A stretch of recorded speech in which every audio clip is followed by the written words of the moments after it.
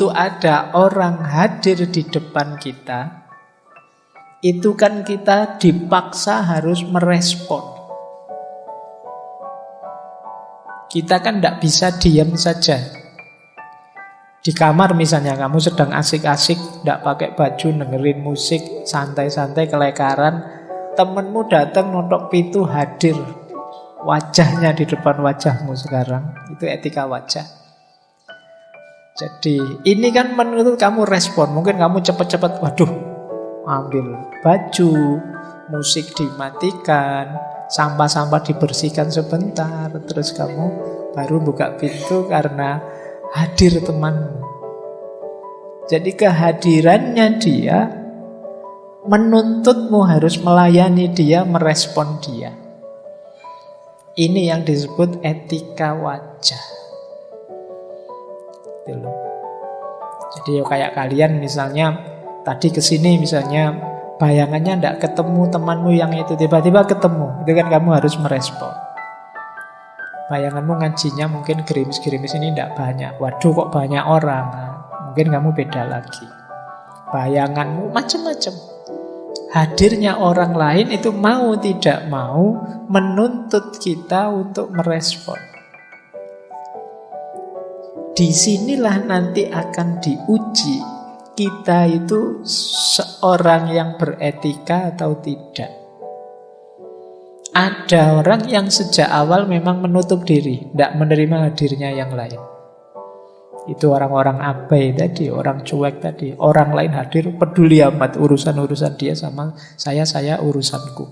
Aku, dia. Ini tidak etis. Atau dia hadir di depanku harus ikut aturanku. Dia ada di depanku harus menyesuaikan dengan keinginanku. Dia akan aku nilai, aku baca sesuai perspektifku. Ini juga kalau versinya Levinas tidak etis. Kita memaksa dia untuk berubah sesuai dengan kacamata kita. Atau kita menilai, memvonis dia dengan kacamata kita. Nah, inilah makanya etikanya disebut ethic of face, etika wajah. Karena ini kebalikannya kemarin di Sartre. Kalau Sartre itu kan hell is other people, orang lain itu neraka. Berarti apa? Orang lain ini menghalangi kebebasanku. Aku jadi tidak bebas gara-gara ada orang lain. Tapi di Levinas justru kunci kebaikanku sebagai manusia ada pada orang lain. Kita belum disebut baik kalau belum bisa baik pada orang lain. Jadi ini sama-sama filosof, sama-sama dari barat, tapi pikirannya bisa berbeda. Nah, ini yang sering saya bilang ya. Filsafat, gagasan-gagasan filosofis itu kita harus tahu menempatkannya secara pas. Nah, kalau Sartre tadi itu kan konteksnya kebebasan. Manusia itu butuh bebas mengembangkan diri, merancang hidupnya, menentukan keinginannya, yang kadang-kadang dihalangi oleh orang lain. Saya ingin duduk paling depan, tapi sudah didului teman-teman, akhirnya tidak bisa. Saya ingin duduk paling belakang, yang depan sudah kosong, terpaksa harus ke depan. Nah, ini kan orang lain menghalangiku. Kayak di kampus itu loh kan biasanya yang penuh kursi belakang duluan.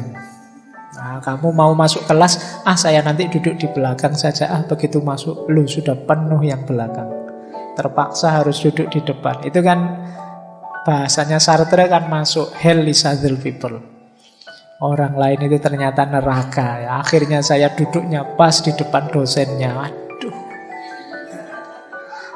Jadi, kalau versinya Levinas ini enggak.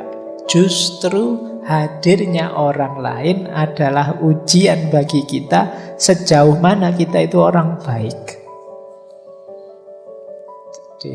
Ya mungkin kalian yang di dalam kelas, begitu ada temenmu masuk terlambat, Mas mau duduk di belakang apa di depan?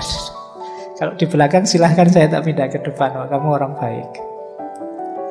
Jadi kamu memperhatikan kepentingan, kebutuhan dia tidak dari perspektifmu, tapi dari perspektifnya dia. Inilah yang dimaksud ethic of face. Jadi etika tentang wajah.